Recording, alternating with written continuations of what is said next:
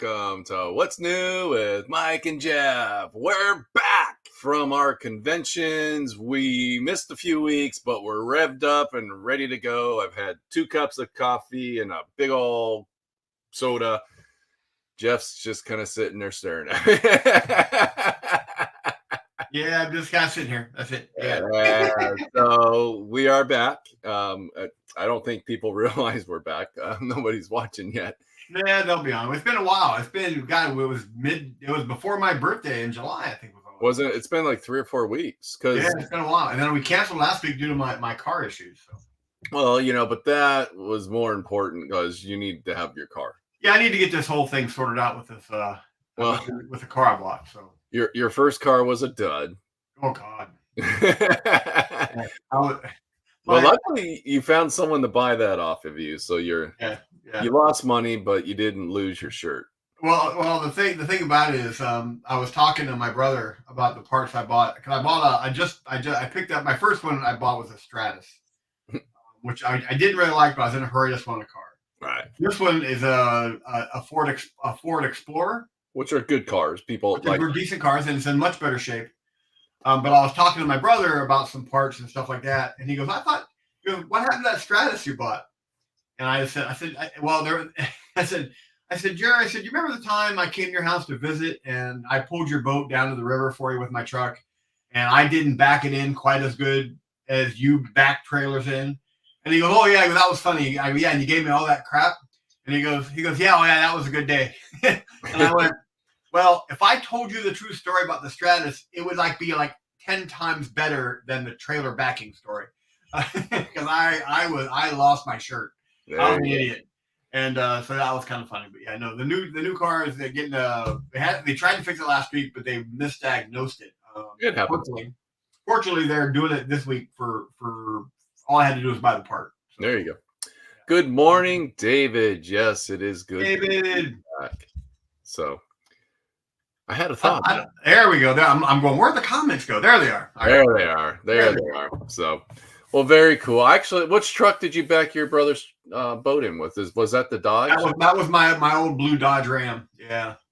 So I met a friend of yours. Right. At Gen Con. Ben. Yeah. Not Ben. The Ben. The Ben. Yeah. The Ben. I guess there's a story to that. Because he goes, next time you see Jeff, just say you met the Ben. I went, the Ben. Yeah. He goes, yes, the Ben. Anyways, he told me he had a name for that truck, like the Dodge Demon or Demon Dodge or something like. Well, he called it something. Yeah, he and I had some pretty good memories in that truck when I moved to Seattle. When I was staying in Seattle before we moved Battlefront to the East Coast. He and I made the trip from Seattle, Washington to Vegas for the Gamma Trade Show. We did 2 shows in Vegas because there used to be another hobby show out there besides Gamma, and we made 2 trips down, and we had to go through Utah, and we went through probably the worst snowstorm I've ever. That's the story he shared. And so we ended up because there was a point we couldn't see. Right. I mean, you know how the snow when you're driving into it looks like you're hitting warp space or hyperspace in snow? No, because I don't go to cold climates where it snows. That's a good point. It got so bad. The snow was so bad. I only had maybe 10 feet visibility in front of me on the freeway, and it was at night. Yeah. So we pulled off at a truck stop, and we got some food, and we weren't sure how long we were going to be there, but we ended up. They had this the stand-up video game with basically based on aliens, and it was 2 big of their big machine guns you stand and shoot at, and he and I played that game for probably 2 hours. Wait for the snow to clear. I don't know how much money we spent, but we both got depressed when the snow cleared up. We're like, no, we want to stay and play some more. Yes, he was telling me that story. Nice, super nice guy. He's a great guy. I love Ben to death. Ben was working for Battlefront in Seattle when I took over, and then when we relocated, he moved to the East Coast because he's from Michigan, which is not his fault. I'm from Ohio. Hey! I'm from Michigan. You were born in Arizona. No, I was born in Michigan. You were born. I got to go. I was born in Mount St. Clemens. Yeah, he's from Michigan. Basically, That's why I bonded so good with him. We had like an unknown magnetic force driving us together because we were both from Michigan, and that's what's it's the mercury in the water in Michigan. He's a great kid. I call him kid. He's in his 40s. He's got 2 kids of his own. But when I say kid, he's a kid. He's still like us. He's still a gaming goober. He loves miniatures. Wow. And he's back working for Battlefront. He works remotely out of his home up in Michigan. But yeah, I love him to death. I wouldn't do anything for Ben. I took good care of the Ben. The Ben. I set him up with Tiny Epic Vikings. Oh yeah, he said something about that. Yeah. So I set him up. I was like, well, if you're a friend of Jeff's, that just kind of makes you family now. Yeah, I have a lot of time. Ben, that whole crew that was out there it was just fantastic. And Ben, I've stayed in touch with Ben. He and I have had a lot of really, really good conversations. Yeah, he was saying John Matthews had to take your place on the crew. Yeah, with the situation with my brothers with John Matthews came out for me. Yeah, I don't think it helped my relationship with John. that don't sound good at all. And he goes, and I guess Rob was sick.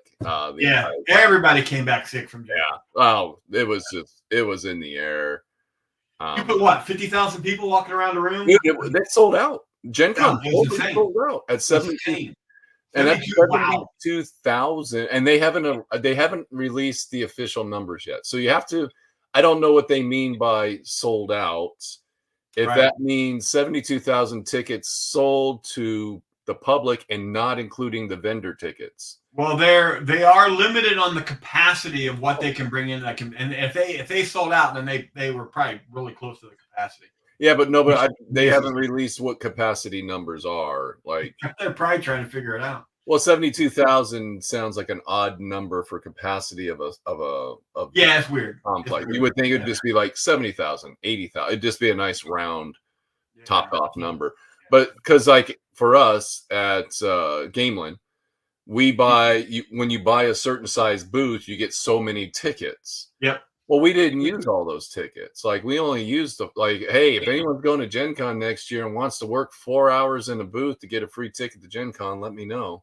Yeah. Like if you just sell the games, like we'll take care of you. You'll get a free ticket in, but I don't think ticket costs are that exorbitant. It's the trip out there, it's the hotel, it's all the other stuff that really. David says he does. All right, David. Well, we'll talk next year. I'll get you set up with some. So we didn't use all of our tickets, so I don't know if that counts as ticket sales. You know what I'm saying? Yeah. Like they factor in, but I don't know what they do about that. Yeah, I don't know if so. It's interesting, but yeah, it was like big signs were put out front, sold out. I'm like, holy crap! Now we know why everyone came home with concroded. Because apparently no one's got the flu right now. Anybody that came home sick of other things. So yeah, it was quite the mess. Well, I'm going to take a minute and show off my new shirt. Yes, if everyone notices, Jeff has a collared shirt on. I have a collared shirt. He's highfalutin. Okay, if anybody follows me on Facebook, they realize that I post 3 things: pictures of my family, miniatures I painted, and World War II aircraft. Well, no, not World War II aircraft. It's a very specific World War II aircraft. It's Corsairs. Yes. With I just posted a P-38 picture this morning, but it's mostly Corsairs and the occasional cool World War II aircraft. Yeah. And that's my shirt that I'm wearing. Ta-da. Ta-da. I love it. Where'd you get it? I ordered it online. It kept popping up into my feed on Instagram, and I finally said they must want me to have this shirt, and I must have it. So I ordered it. I remember the shirt you ordered for me that was a little wrong size. Well, no, it was an extra large, but the people who made it didn't understand what an extra large meant. Well, it was from the UK, and UK sizes, their extra large is not an American extra large. Yeah. So it's a little skin tight. They didn't supersize it. No, they didn't super. Exactly. It's America. Everything's got to be supersized. But I still love this shirt. Like it's I've got a couple that Todd bought me that were the same thing, and they're technically they're my size shirt, but they're it's like So, well, do you want to start with your adventures with HistoricCon, or like I didn't see? all of my pics. I have pics from Historicon, Okay. but they're all included in just the picture, the show stuff for the Discord pics. And you did notice a lot of pictures from me because my cell phone was I broke one of my camera lenses. Oh no, So all my it's been broken, but you guys all know how cheap I am. I'm like, I'm not buying a new cell phone. that's why my I got a new cell phone, but my Yeah. new cell phone comes with this little cool thing. What's that? Oh, look at that little slider thing. Yeah. Well, long story short, when we came back from Gen Con, like the whole time, Andy's phone was acting up. So whenever we were calling, it was like she was like having problems with her phone. Right. So when we came back, I ended up getting a new cell phone. Yeah. Now I'm kind of upset about it because Fine. so we go into the AT&T store. We have AT&T because of where we live. The reception AT&T is probably the best. We go into the store. We're doing. Morning, JP. Hey, JP! I met JP. Yeah, but you did. He was all over Gen Con. Yeah, he was on a mission. He was on a mission to take a bunch of photos for Dave. So I waded through all of them. well, I was like, I'm one of them, I think, because we got a picture together. So I probably, yeah, he was all over the place. But yeah, so we go and get the new phones. They're like doing the sales pitch, upselling, blah blah blah, and I'm like, no, we're not changing plans. We're just getting new phones. Period. End of story. Yeah, they changed my plan anyways, and they're charging me more. I'm like, so by upgrading my phone, you immediately change my plan, which it's like $20 a month.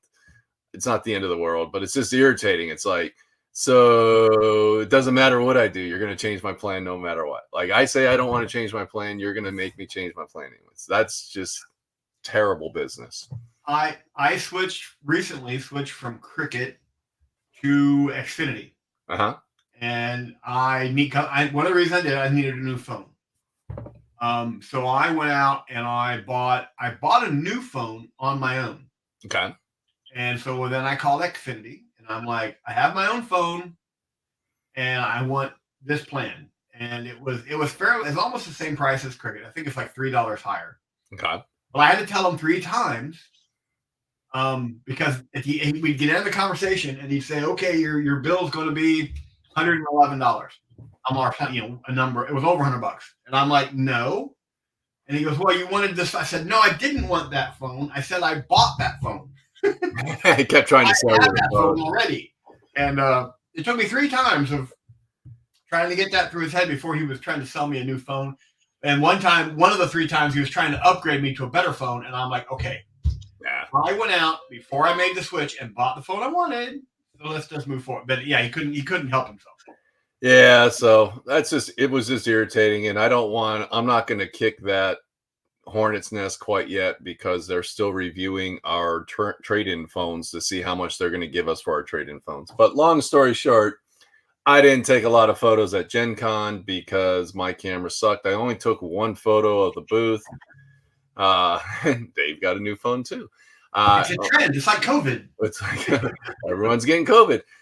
So I only took 1 photo, but the booth is the booth. It survived. So the trip to Gen Con was interesting.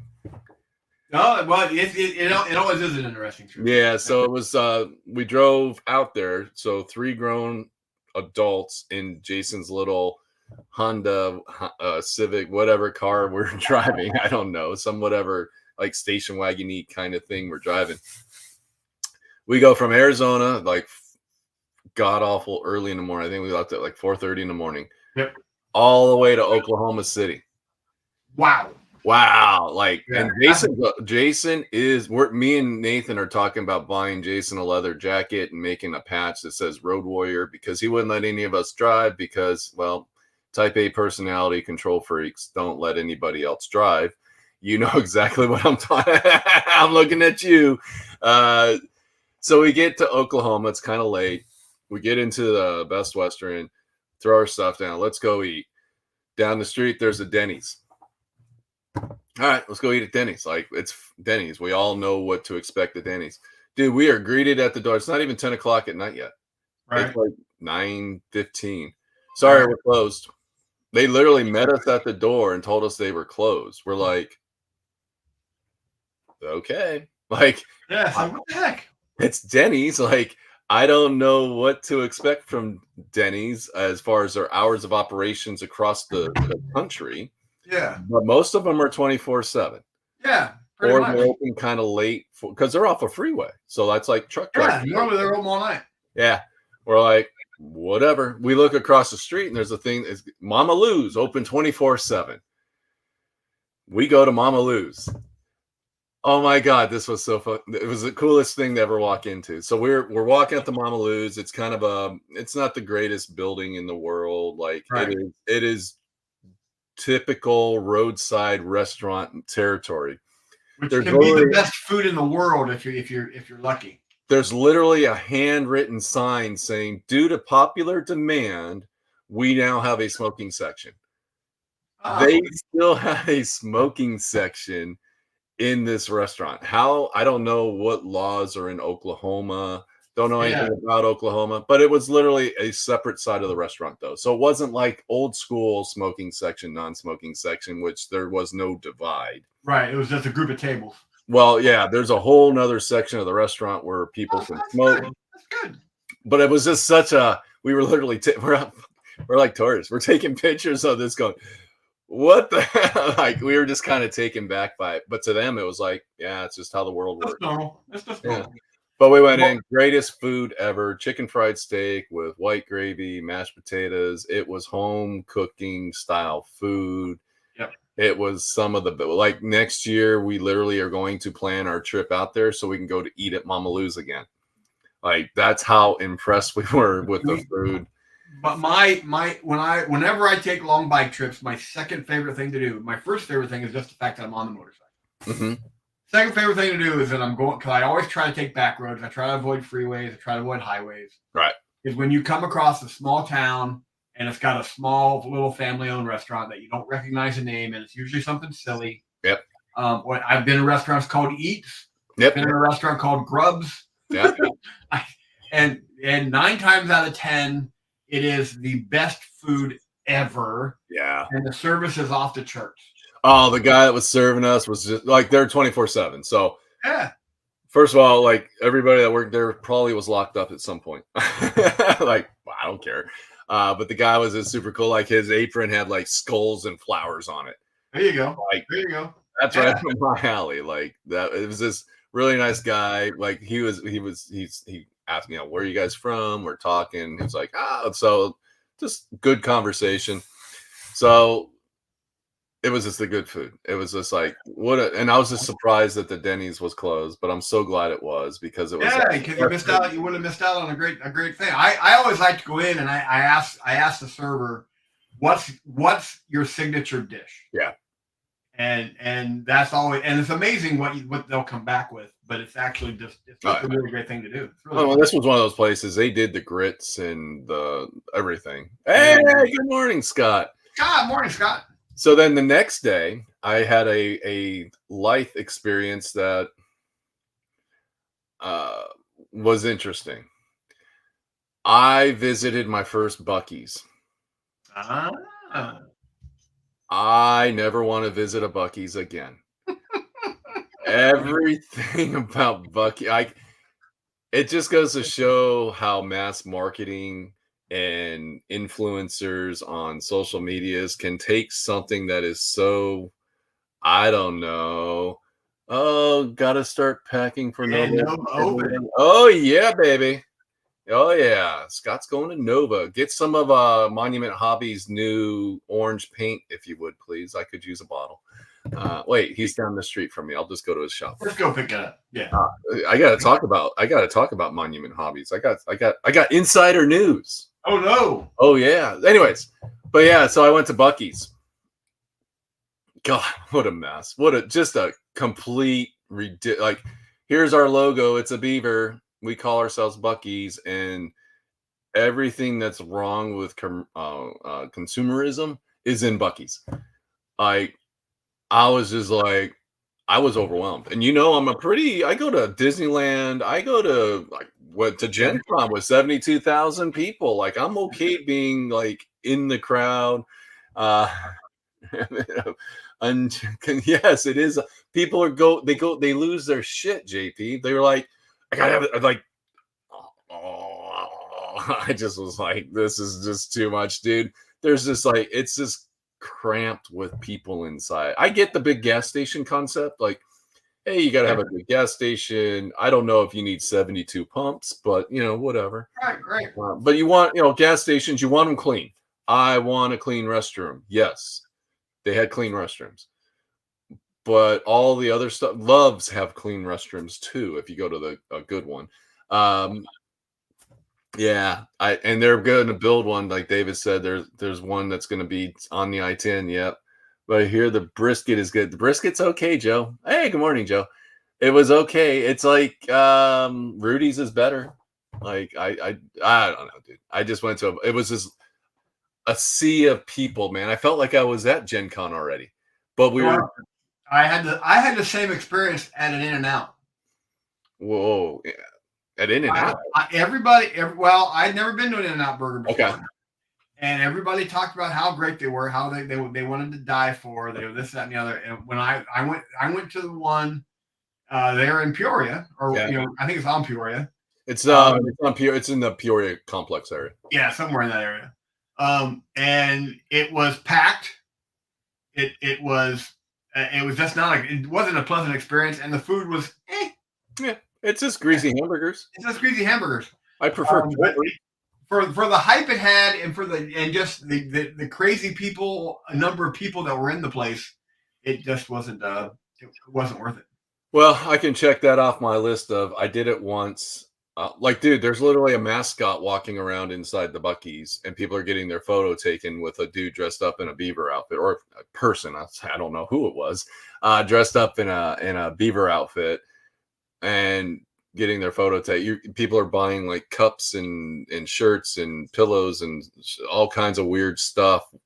I'm like, well, and there's just lines of people. Yeah, that's crazy. It was just a huge I literally just grabbed something to eat and left and went out to the car and just sat there and ate by the car.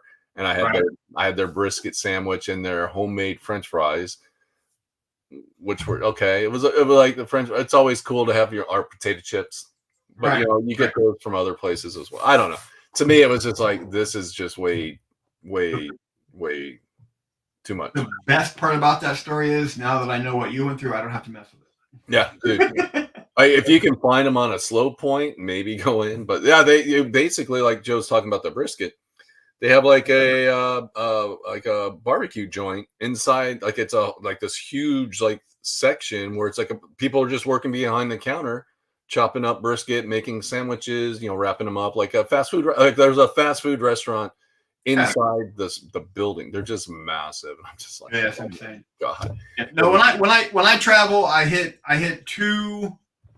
If I'm on this side of the country, I'll hit at Royal Farms. If I'm stopping for gas and food, because Royal Farms got some great chicken.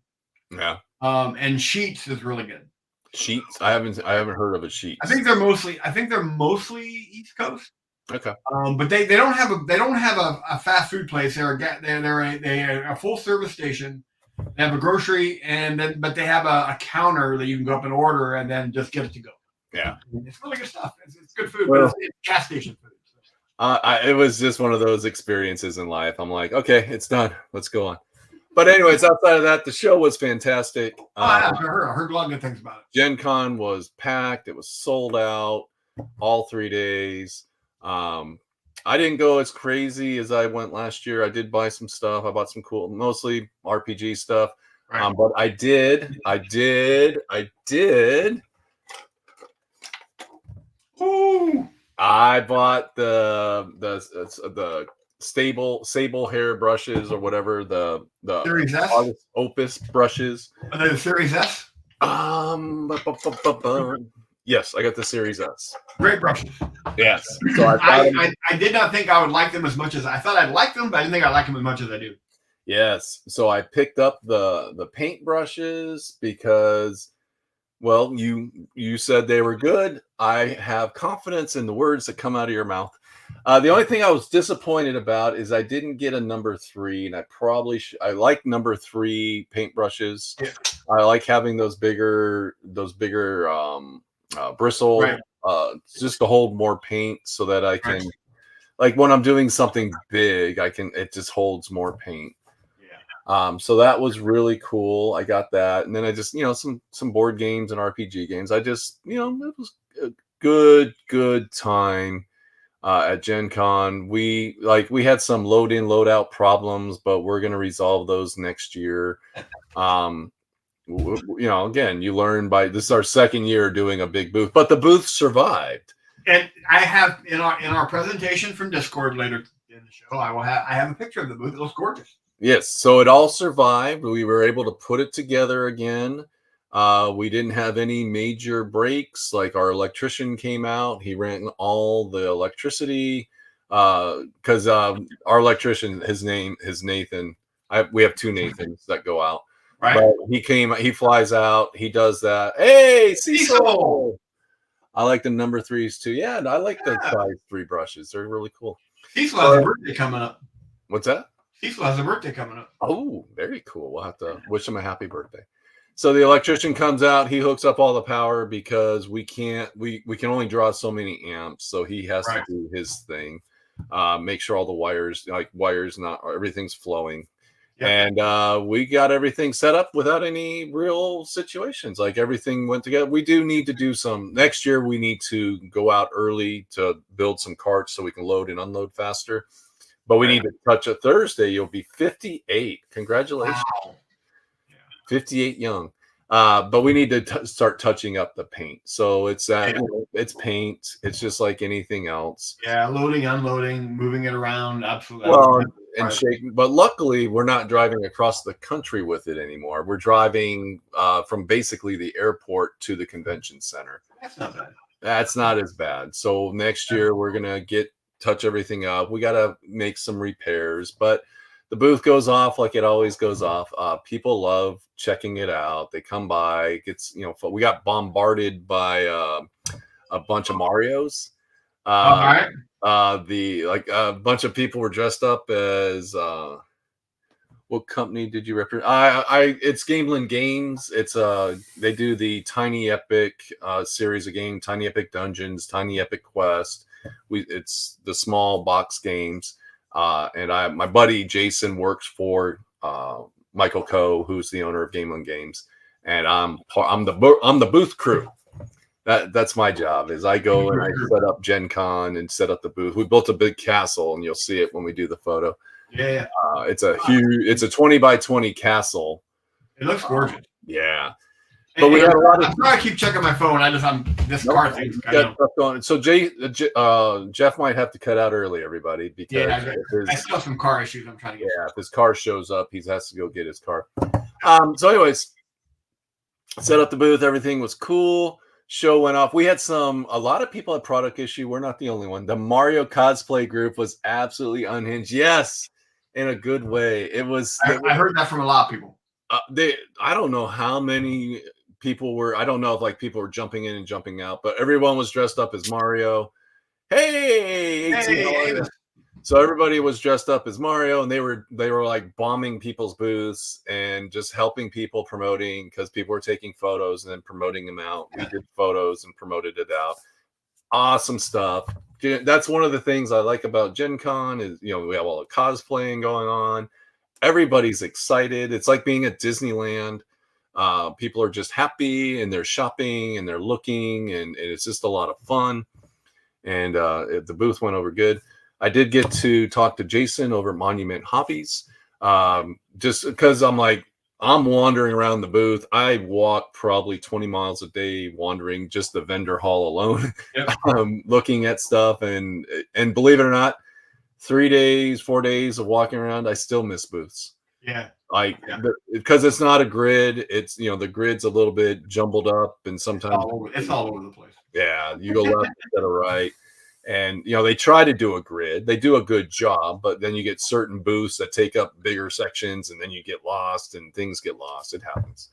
Anyway, Saw Jason because I'm like, hey, buddy, got any new paint? And he's like, nope. Everything that we released at Adepticon is our current lines. I'm like, cool. I'm up to date.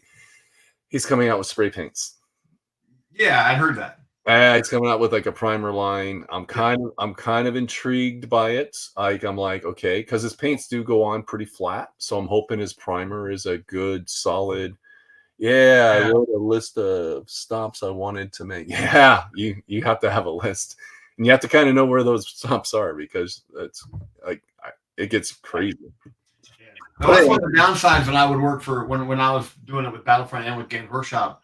I'm usually tethered to the booth. Very rarely do I get to actually walk around and see anything. It's usually I want to hit this booth and I run out and get that booth and get to our booth. And it's right. Well, last year when we went, vendors weren't allowed in till 9 o'clock in the morning. Right. And then the vendor hall opens at 10. This year they let us in at 8. Oh, cool. So vendors were allowed to that 2-hour gap between opening gave vendors time. Like vendors were coming up to us going, dude, we're just too busy at our booth. I can't get it. Like you were saying, people were literally, because it was so busy. Yeah. People were literally, locked down to their booth. There wasn't this ebb and flow. There was a little bit of lows here and there, but by then you're just like, I gotta go eat and I need to rest. Yeah. So a lot of vendors were doing their shopping kind of before the show, which I thought was great. I hope they continue to do that. Yeah. That 2 hours. Makes it nice.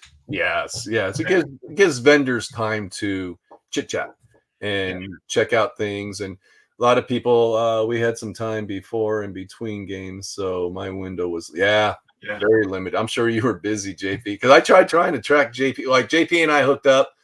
Like I heard my name getting called out in the not in the vendor hall, in the gaming hall, and I turned around. I saw the Fez.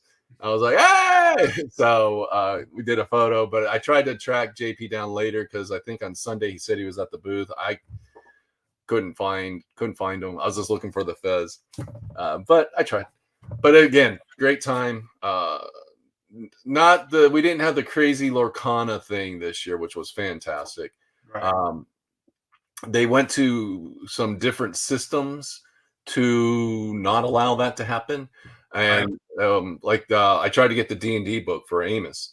Right. And basically Wizards just loved like shooting themselves in the foot.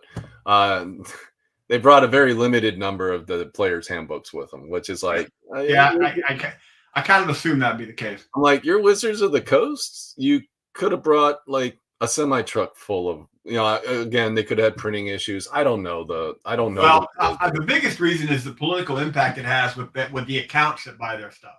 Could be. If you figure there's 50 to 70,000 people in there, and if they bring enough books to sell everybody one, you get a lot of political backlash from your any accounts that carry your product that especially that are in the area. Right. So there's a little. We always run into that ourselves because at GW they always had something they'd bring new. Battlefront did it this year with the Gothic sector stuff. Right. And it gets so you have to kind of measure that to what you're doing. So yeah, and again, that's their prerogative.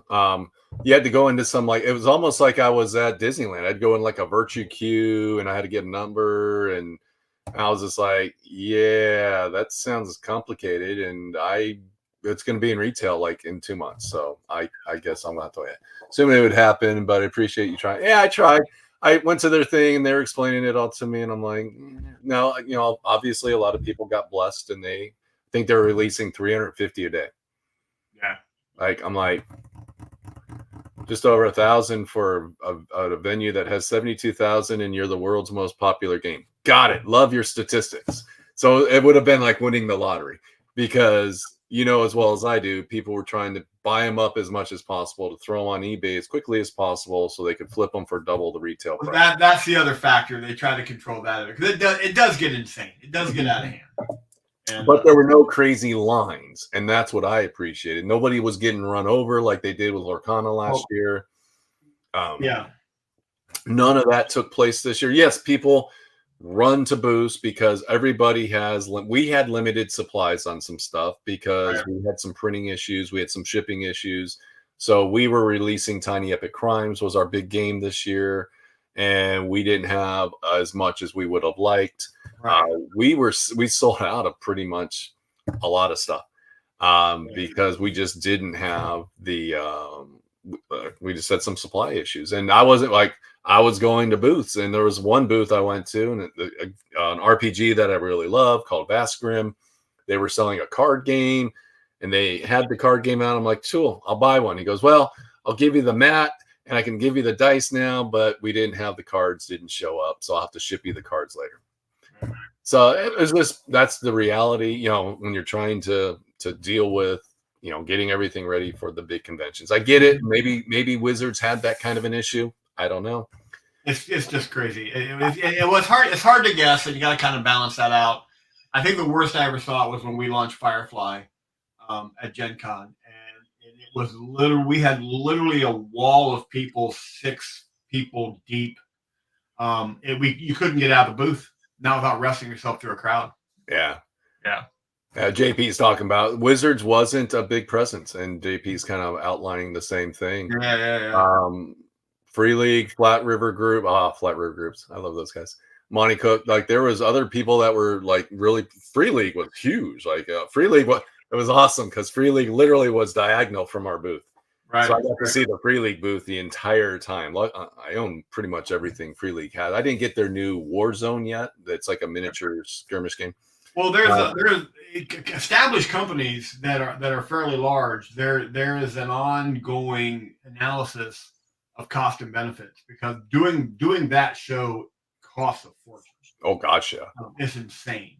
Yeah, and they have to kind of look at it every year of, you know, we're spending this much money, what are we actually getting out of it? Yeah, and it's kind of like with a little bit similar to Coke and Pepsi and their advertising. They spend billions of dollars a year on advertising, Coke and Pepsi, but that amount of money generates them no growth, right?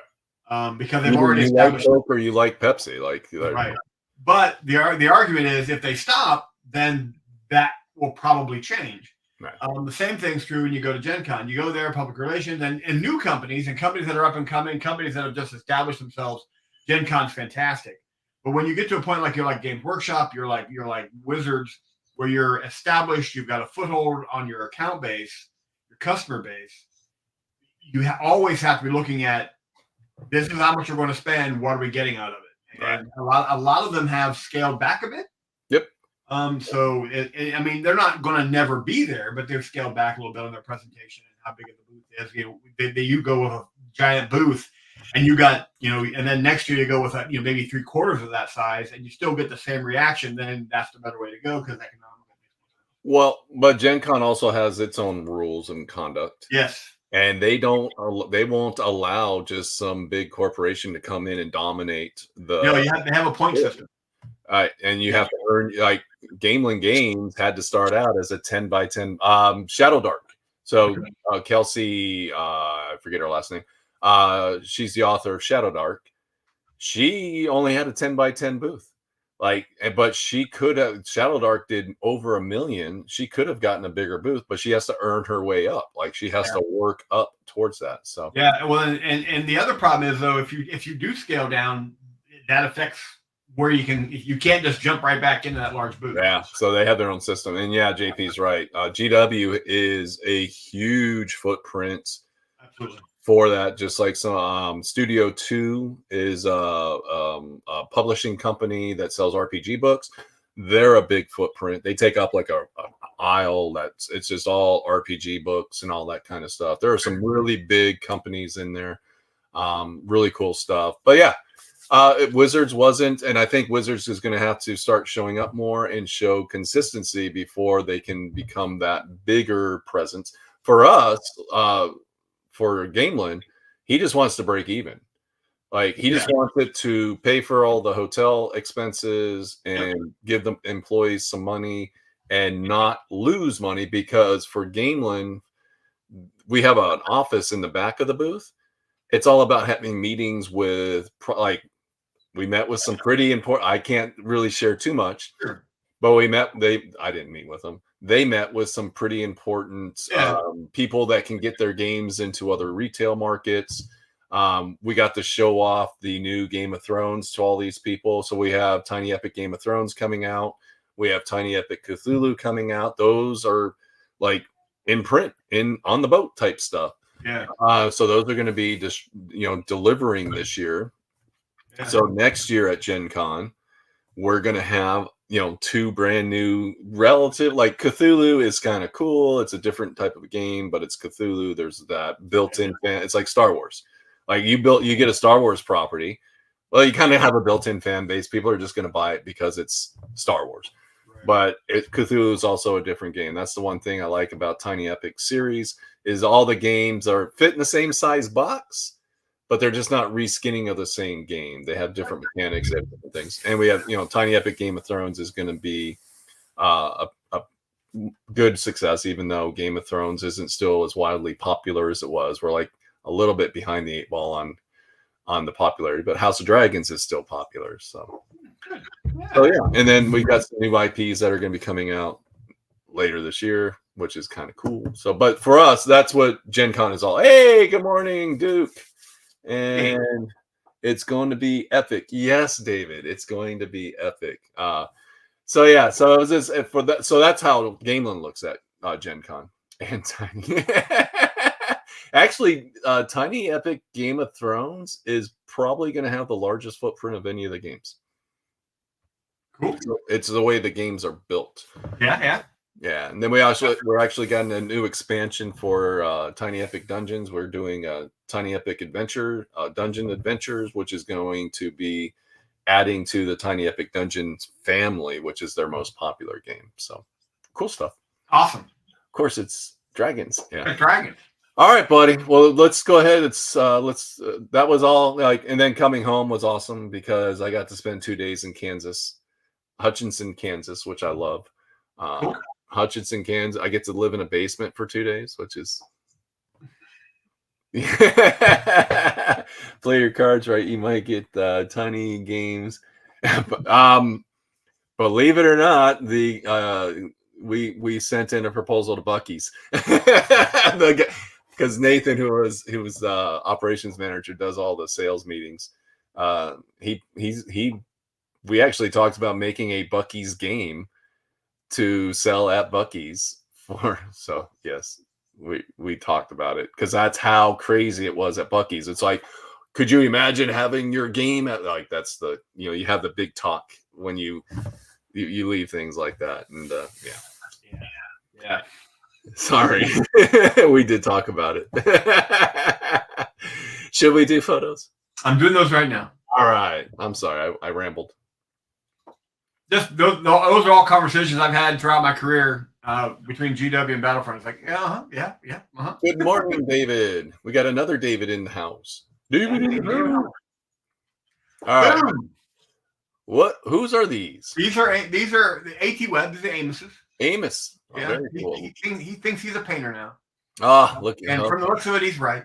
he kind of got something going for him, not just photography skills. Because he's gorgeous. I mean, he's very good. He's a very accomplished painter. I like to give him a hard time. These are gorgeous. These are absolutely beautiful. I do love them. They look nice. Yeah. So up close, some close-up stuff, and his pictures are good too. Yeah. Well, he's got the matte thing going down. Yeah. Very nice. It's almost like a Space Wolf blue. Yeah, very, very similar. Yeah. I love it. Look at going greenskins. Love the greenskins. And after your own heart. Are these for Kill Team, Amos, or are these for just projects you're doing? I didn't read the caption. I'm not sure what they're for. Yeah. I think Kill Team maybe. Yeah. Well, it looks like 2 squads for like a Kill Team. Yeah. They look good. They're very cool. And Kill Team, I guess, has a new edition coming out or a new version. I don't know. Yeah, they have all the new stuff coming out. They look really, really cool. Yeah. Well, they're going back to the old terrain, which I'm kind of digging. I might pick up a box of that. Yeah. They are Kill Team. All right. Very cool. We were right. Good stuff. Very nice. Look at that. It's a face-off. Some action shots. Yeah. Now, if those were Blood Bowl teams, Orcs would win.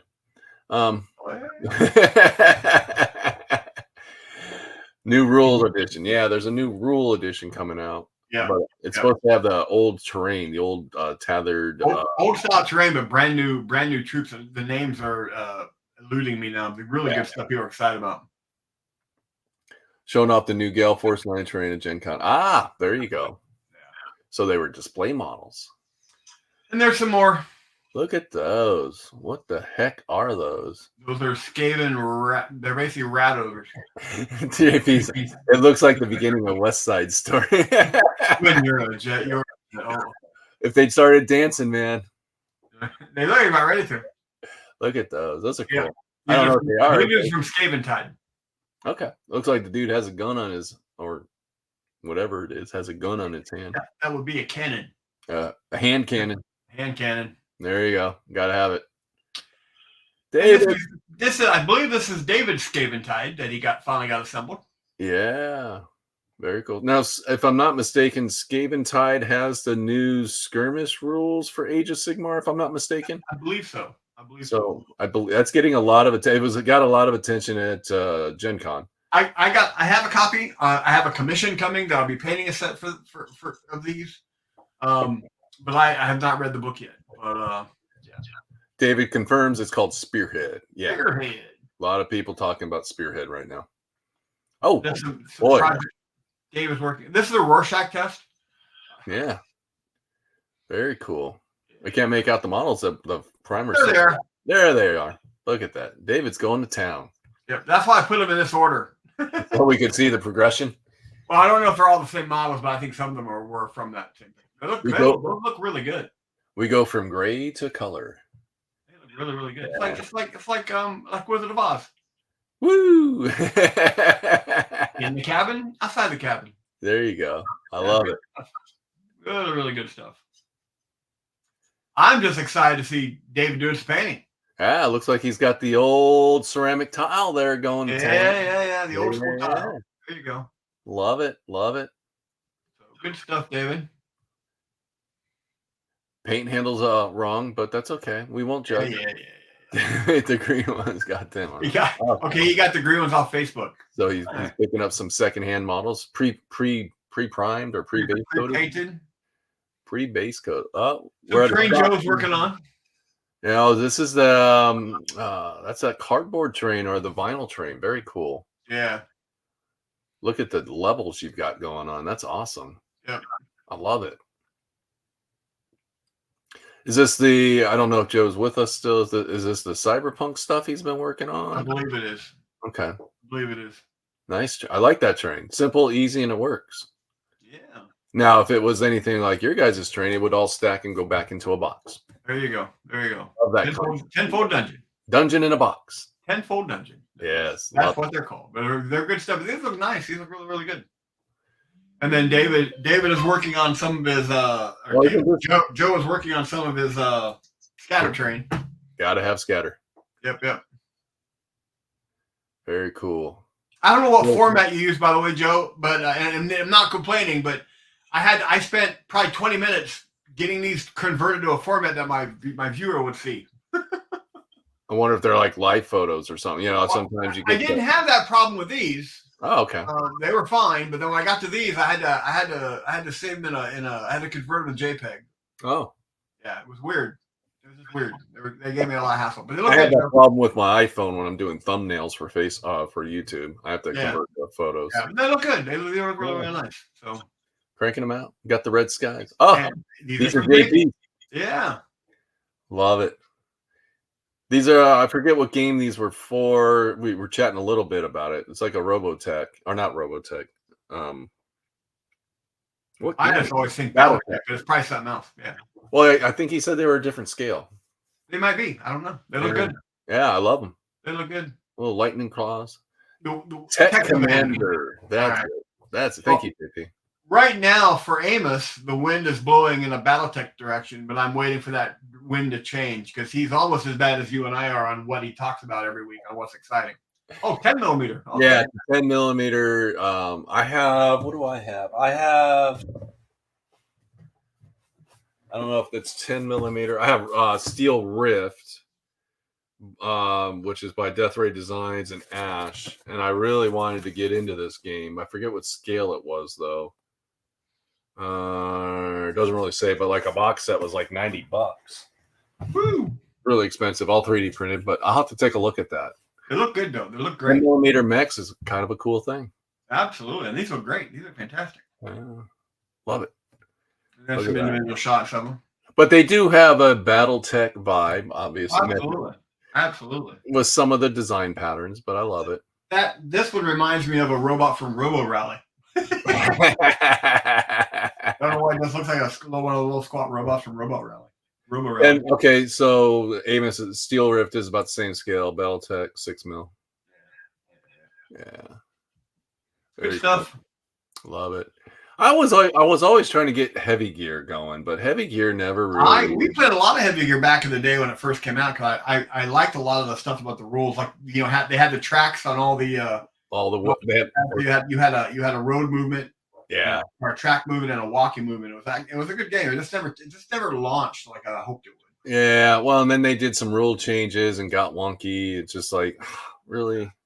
Second edition can make or break any game. If they don't do the second edition right, it just goes away. Yeah. But BattleTech is doing it the right way with their regular classic BattleTech, and then you got your Alpha. They're going insane. Yeah, they were blowing up there. I think Steel Rift, Cab, Drop Zone Commander are all 10. We make scale train kits as well. That's it. There you go. Very good. They look great though. They look I love them. They look great. I love the blue with the lightning, like the really good. Very cool. This is Mark's. Look at this, Mark. He entered these in the IPMS in his area. Actually, we featured this on our last show. But now he brought home the trophy. He brought home the hardware. Here's the thing about all three of these pictures. What's that? We got three things he entered. I'm wondering if he got third with this, what the heck got first? He didn't show like first, second. No, I mean he placed third, and what I mean, I was surprised he only got third. That thing's gorgeous. Yeah, and and in my brain, I'm going, what got first? If this one got third, the first one's got either a big bribe was paid, or the guy's got a gorgeous model because this thing is beautiful. Yeah, I love everything he did with it. That classified as a diorama for him, right? I believe so. Well, because the diorama can make or break it. So someone might have done just a really intense diorama scene. No, this thing was gorgeous. It was absolutely beautiful. And then he entered this. This got second, which I love. And now, just so you know, Mark's not insane and didn't actually put the text on there. That would be you. I did that because I'm old and I want to remember what the hell they placed.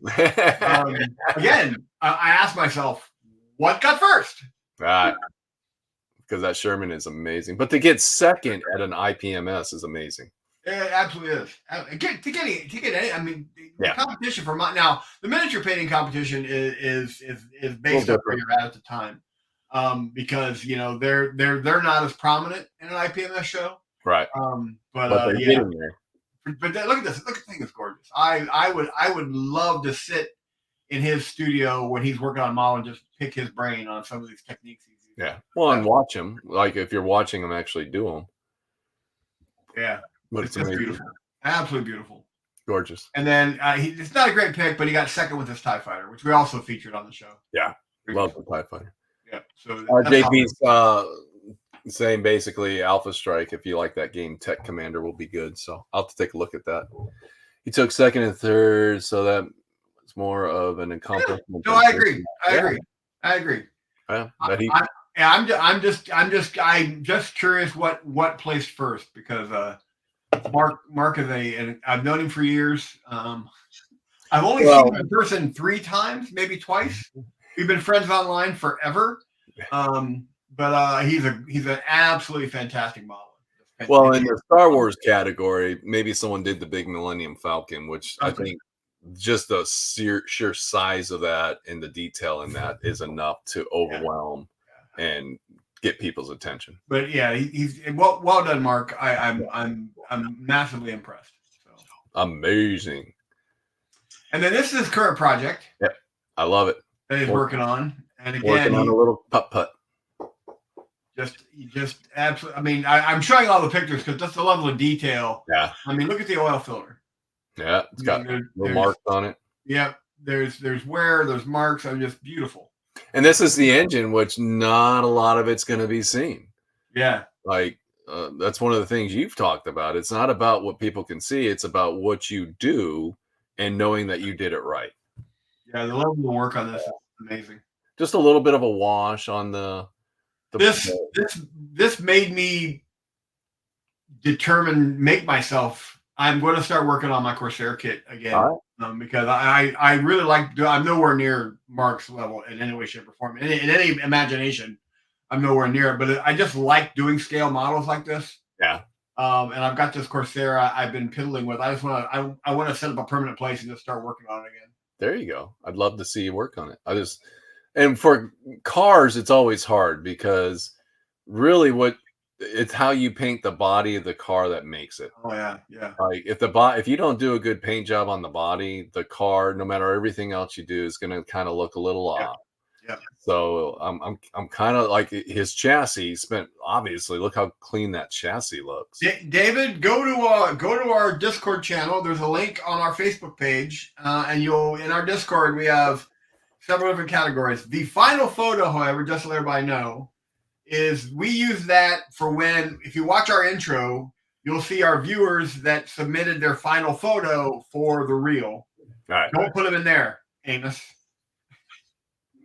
Discord copy. Yeah. Yeah, we're just a small little Discord community. We just use it. It's just a good way to post stuff. Yeah. For us to find it easier than like Facebook or sending it to us via email or something like that. And you'll see the there's sci-fi, fantasy, terrain, display models, board games. Yeah. I think there was we used one for Gasland. I forget what we called it. Gasland. Gasland. Garage or something. Yeah. Just post them in there, and then every week, as long as I have the time, which I do most of the time, I'll put them together for the show. But yeah, just throw them on our Discord channel. It's on our Facebook page. But yeah, the painting of the body of a car is always Discords have become the new forums for everybody. I just liked it. It was a great way for us to pull pictures and do the show. I think that was one of the reasons we actually decided to make a Discord channel. Yeah, that's the only reason we made Discord is for that. Yeah, we get into some conversations and how-tos here and there, but for the most part, it's just.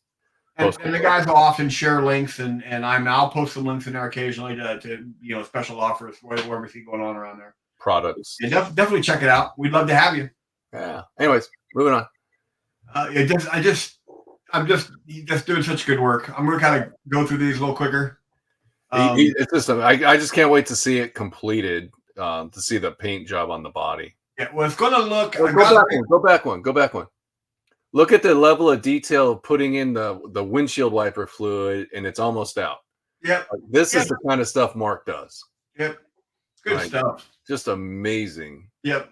Of what he does. So I'm doing FH forever. Yeah. Forever. Yeah, I've never seen him do a car before. This is his first that I've seen. I'm kind of curious how this is going to turn out, but it's looking good so far. And then I think coming up, we'll see. Again, that's just amazing. Yeah. That's what it's going to look like when it's done. Yeah. Love that. Yeah. I put this at the end to say when it's all finished, that's the car he's doing. So yeah. I can't wait. He's keeping with the box art. It looks like he's going to do the metallic blue. Yep. But, he's got to get that shine on that car, that paint job. Yeah. And it's not just use glossy paint. Like he's probably going to end up buffing it out and doing everything just like everything else. I'm looking forward to seeing it. Yeah. So and then, now the amazing part is his wife model, does stuff as well. But they also do barbecue competition. Yep.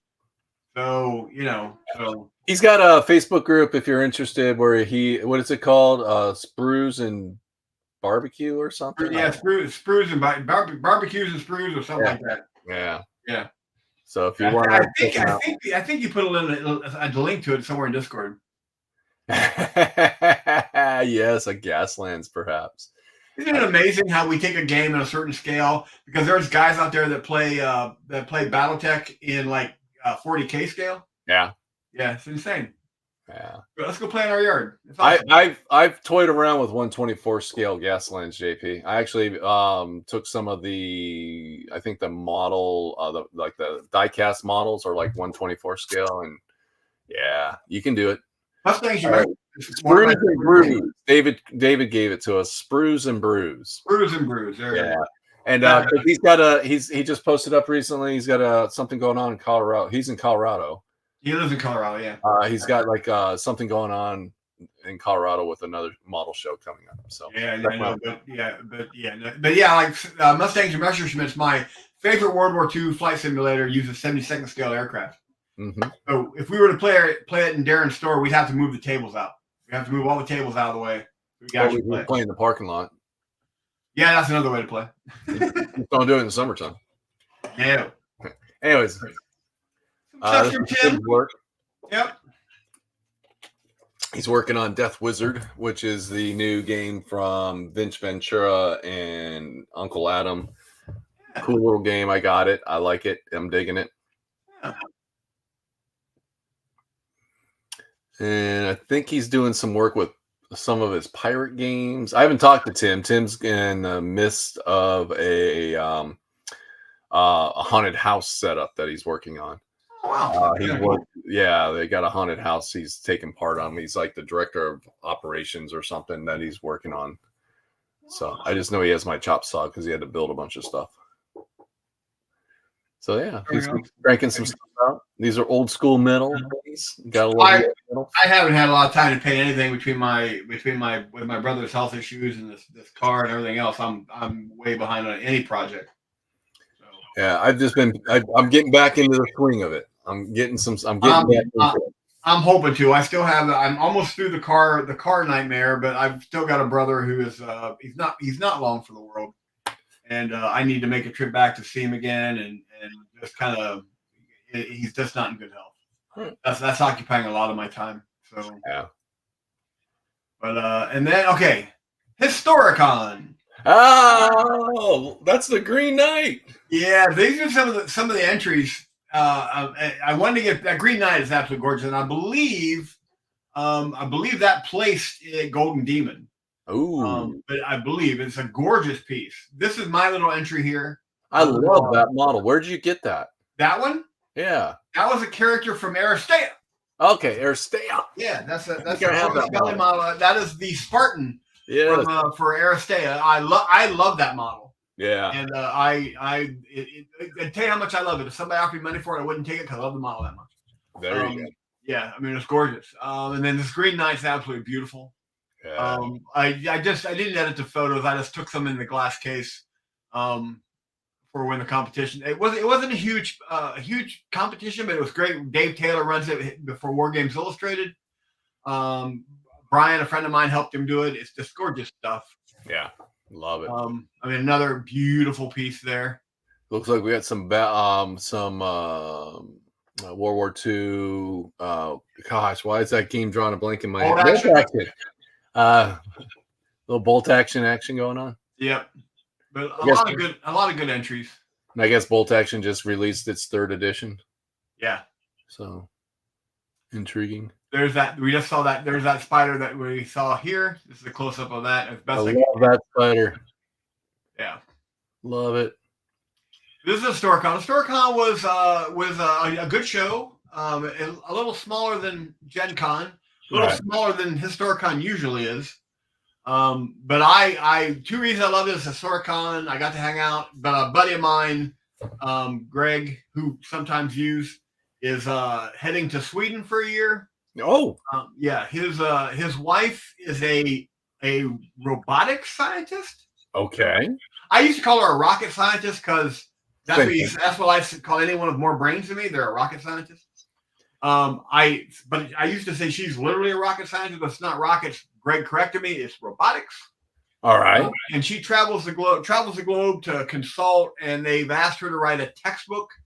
So she's taking a sabbatical in Sweden to write the textbook, and Greg gets to go along. There you go. Good morning, Jake. Hey, Jake. So that was my kind of our last get together before he leaves for Sweden, which I believe is tomorrow or the next day. So he's just in Sweden for a whole year, then they come back, And they're or coming back. Yeah, they've rented their property where they live, and they're living in Sweden for a year, and then they're going to come back. And the weird part was what I didn't know is if you're of that level of in the scientific community where you go on sabbatical and you do this, there is an actual organization that ties people together that are both going on sabbatical and either need to rent a place while they're there or want to rent their place while they're gone. oh, very cool. And they organize that within themselves, which makes it a little more convenient, probably a little bit more safer to rent your place out. Because it's just not random people from the neighborhood. It's amazing the things you discover that happen outside your circle. Yeah. Yeah. Very cool. Oh, hey. Robotic scientists, stuff, living in. Don't need any false moves now. Okay. I think that's a Terminator reference. Oh, okay. I'm like, that's pretty deep. I don't have that particular edition of the Scott Random playbook, so I'm really not sure 100% what he's talking about. It might be once he went with the reference. Okay. Makes sense, right? But yeah, Henny is he's Oh yeah. Yeah. So yeah, but she's a robot scientist. Very cool. Yeah, and she's a sweetheart. She's absolutely great. She's absolutely fantastic. Maybe she can help us make a robotic. We can start a line of robotic tanks. And maybe she can make you a prosthetic. Hey, give me a little finger. Is that what's in the background there? What is that? Where in the background? Is that a Titan? Yeah. I was talking about, speaking of mechs. Oh boy. Yeah. That's a Titan. Nice Warlord Titan. Yeah. Yep. I can't make it out. That my screen is small, unfortunately. Yeah. A lot of these will. Here, let's do this. Zoom it in. I'm like getting. There it is. Oh, look at that. Yeah. Now the cool part is that the little the banner at the top. Look at that. Oh, it's hand painted. Yeah. Look at that. Yeah. Gorgeous piece. Just gorgeous. That's art into itself. Yeah, absolutely gorgeous piece. Because it's flat. Absolutely gorgeous piece. Textured. Yep. Very nice. Yeah, but yeah, Dave runs this for War Games Illustrated. I got to see Dave, got to see Brian. That's all. There's Brian. There's Brian Delaney. An old friend. Well, it's hard to keep up with everything, Scott. I said I thought. All right, so I didn't nail it. I didn't just hammer it. Yeah, I got that, but I was assuming that's where you're going. I can't remember any of those Star Trek things. I see what you did there. You see what I did? And there's Brian, buddy of mine from JW. Great guy. And look at that. Who's that? Who's that guy? I don't know. I can't see it. It's so small. So small. You should get a bigger computer. Well, at my age, that's all we can do. Oh, I think your friend and mine, Fenrir. Be merciless. Not keeping up. That's retro. I guess I'm retro. Yeah. I can't keep up with those 80 references. Look at this. What is this? Did somebody win an award? I got second place, and I here you know what I said about Marks. I would like to see the first. I saw the first place winner, and it was like, whoa, yeah, awesome. There you go. Absolutely gorgeous. You took home second. We're very proud of you. I'm very proud of me. I was pretty happy about it. How did people like the lightning claw effect? I'm not happy with it, but everybody says it looks okay. So I'm going to keep working on my OSL because it's something I've never done before. Okay. I'm going to keep playing around with it and do some stuff, just kind of get it figured out. So there was a Sweden already caused a rift in the fabric of reality. Yeah. Between AI, robotics, and super colliders, we're it's a great place. It's a great place to live. This little blue marble. Interesting. I'm just loving your model. Well, I'm also in the middle of talk about all this doomsday stuff. I'm in the middle of watching Snowpiercer. Oh. Yeah, which is a post-apocalyptic frozen planet. You know, I just when I came back, Furiosa finally hit streaming, right? and I got to watch Furiosa.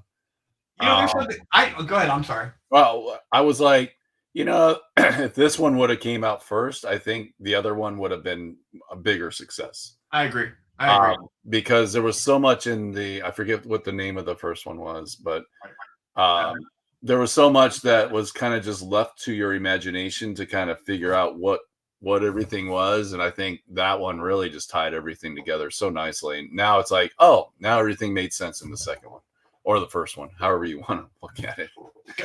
Scott lives 2 kilometers from a super collider. Oh, So, awesome.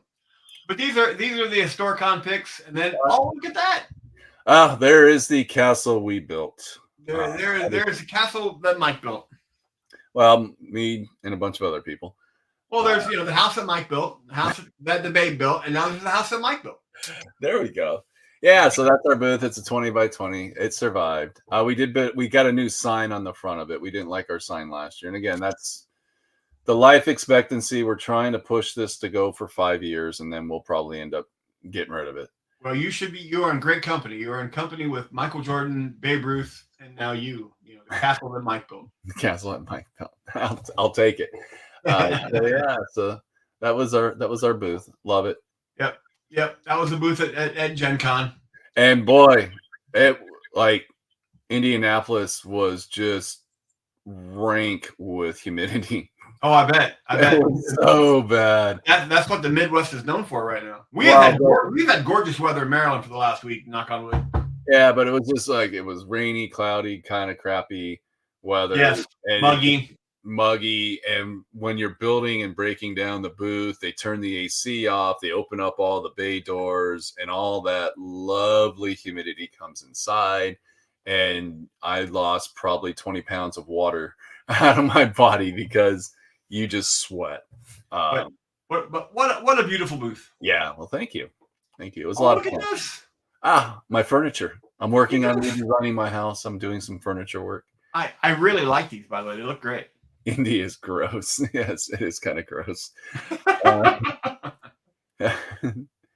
I love these pieces. These just look absolutely fantastic. Yeah. Averlant Sunset to the Wind for working on the brown. Oh, absolutely. Now I did something. So this is all the terrain from Mantic, and this is the terrain I'm using for Dungeon Saga. That terrain, if you use a spray primer on it, gets sticky. So there's obviously a chemical reaction with the plastic they're using and my cheap ass Rust-Oleum primer. Right. So I've had to switch over. Those all got done with that primer, and it all got sticky. So you have to hit it with a couple coats of washes and stuff to kind of, I don't know what happens, but it just gets sticky. It's like a board game plastic. Yeah, no, it looks great. So looks fantastic. Good stuff. Just cranking out some stuff. Who's this? These are one of the commissions I'm working on for that Dungeon Saga game. Oh, you did the. These are slap chop like mad. Slap chop. Don't we call that something else on slappity choppity, whatever we're calling it? Yeah, I literally what's the thing, Jake, what are you talking about? You talking about on my photo? What's the thing in the bottom right? Go back. I don't know. Oh, they look like a surgeon's bag. Yeah, those are the surgeon tools, because these are not torture chambers in any way, shape, or form. These are surgical tables. Yep. Yeah, those are like tools, little toolkits. Airbrush primer, which I think makes you feel a PC game. Airbrush Master Race. Yeah, I've had to switch over to the airbrush. For that stuff. So these are just prime black, dry brush gray, then dry brush white, and then I just use contrast and speed paints, whatever colors I have. Yeah. Just because he just wants a basic. They're for playing kind of a tabletop game. Yeah, well, that's what Dungeon Saga is. They were Mantic had it. They started releasing the retail version at Gen Con. Yeah. It's cool stuff. I'm loving the game. The game's a lot of fun to play. It's a very simple, easy, like Warhammer Quest is not a hard dungeon crawl game to play. It is a really cool board game, and that's what Dungeon Saga reminds me. 97 models. These are my first two. I just want to make sure the slap chop was going to look all right, and they meet the level of what he wanted. He doesn't want anything, they're not going to any contest. It's literally just slap chopped. Yep, going to push him around on the board. Yep, I have to go out and buy more contrast paints and do other stuff just to finish them up. But there's a ton. Well, don't underestimate the new speed paint from Army Painter. Well, actually, I just ordered a full set of Army Painter speed paints. Yeah, I'm really digging that stuff. Cody's just ordered one for me, and I believe. Oh wait, no, there's more. And then this Medellin guy I worked on. Very nice. Very nice. I'm kind of rotating between projects. You got a cool little. Is there like is that a shabby bone or whatever? That is a shabby bone with some screaming skull. Blah blah blah. Yeah, I love it. Love the fade because you're highlighting the edges. David wants to pick your brain about the way you do your slap chop. So yeah, we can do that. We can jump online some night and just go through it. Yeah. There's the shield side. Love it. Love it. And there's the other one. Yeah, I was at Bookman's yesterday, and somebody traded in a bunch of old Space Wolf models still in the blister, but they were all like a scout troop model. All scout, and I'm like, I was hoping I would have had like a big score and found like maybe found like a lieutenant or a captain or find something cool, but they were all like the scout models. I was like, oh, well, the Mike McVeigh scouts, I wouldn't touch with a 10-foot pole. I don't know which ones. I wouldn't know how to tell which ones are the. They look like they're dancing. No, they're very skinny. And they look like they're prancing. They look like they're dancing. They're completely out of scale with standard Marine look. Yeah. They're hideous. Yeah, no, these were just standing there, and I was just like, but then I'm like, but they weren't selling them for $2. They were like $10 a pack. I'm like, they were still overcharging. I know you guys probably don't know where I stand on those. If those are in fact the original metal Space Wolf Scouts, I don't know if you guys know where I'm standing on those, but yeah, no, $10 is too much. Oh boy, and you're a Space Wolf junkie. Like, I looked at those. I didn't even buy them when they were new. Oh boy, yeah, they did look a little scrawny for what they were. Yeah, they look like the Space Wolves recruited teenagers. Yeah, they did look kind of small. Yeah, they're hideous. I just saw Space Wolf. I was like, but no. It's old. It must be worth more. Absolutely. How would you like? I bought more of the metal Wolfen models, and I bought a bunch of those because they're a little out of scale. I like the new ones better to some extent, but I would buy more of the metal Wolfen models, and I won't even touch the Mike McVeigh Scouts. I just like going to Bookman's. I always like, you never know what you're going to run into at Bookman's. And yesterday was my first day back to kind of getting into, like, I went to Bookman's, I went to Zia, I went to the game store. Like, first time I was at the game store in like 3 weeks. All your old haunts. I got to go do all my haunts. I got to go do all my stuff. You went to where everybody knows your name. I did. Hey, it's Rex. Just got back to Phoenix after hanging out in Montana this summer. Look at you, playing lots of games, picking up a couple guitars. Gotta love that. And doing some swim bike. Oh, very cool. Active lifestyle. Speaking of Montana. Darren is right now summering in Montana. Is that what we call it? We can't call it snowbirding? We can do that too. I don't care. I'm happy for him. I love it. I think it's awesome. I am going to be flying out. And to help, I have to help Darren bring one of his vehicles back. Okay. And then I will be. I don't know how long I'll be in Phoenix. It may be 3 or 4 days, maybe a week, maybe a couple of days. I don't know. But once I have those dates ironed down, right now I'm waiting for Darren to tell me when he needs me there. So I'm going to fly out to Great Falls. Okay. And then probably drive his car back because he's got to bring his car back to get the Arizona plates renewed. And then I'll be at his place. So I'm hoping to be there 10 days. I'm going to miss a week of work. I haven't told Battlefront this yet. But I'm going to miss 3 days of work, just so I can help him get that down, hang out with my buddy for a while, and then spend some time in the valley. I'm not sure I'm going to be running any events at the shop, but I will be in the shop. Pierogies from David. There we go. Woo. Woo. Very cool. Yeah, so that is the plan. So Very cool. I will probably know next week's show when I'm coming down. Leave for the summer. Summers could be, man. World is great. Yeah. It's Well, amazing how populated Arizona becomes in the winter. yeah, yeah. But it's like winter is we're getting there too. Like I'll just say, Starbucks has released pumpkin spice coffee, which means summer is about over because that's like our trigger to go. All we need now is for Sierra Nevada beer to release their celebration beer, which is Andy's Christmas beer, and that means cooler weather's ahead. This morning when I took the Explorer to the mechanic, my daughter followed me to bring me home so I can be here for the show. Right. And I get in the car and we're driving down the road, and I said, "Hey, you want a Starbucks? I'll buy you a coffee." And she lost her mind. Yeah. She's like, "Yo, pumpkin spice is back." Yeah. And she began driving so erratic. I said, "Did they change your meds, sweetheart? Are you on meds? Should you be on meds?" I think Starbucks puts a little bit of some extra little something. I don't know. To get like I went so it just released locally, and I was at the store yesterday to pick up my groceries for lunch, and the line was out the door. Like I'm like, it's whatever. Like If anyone that knows my daughter, all three of my kids are not morning people, unlike their father.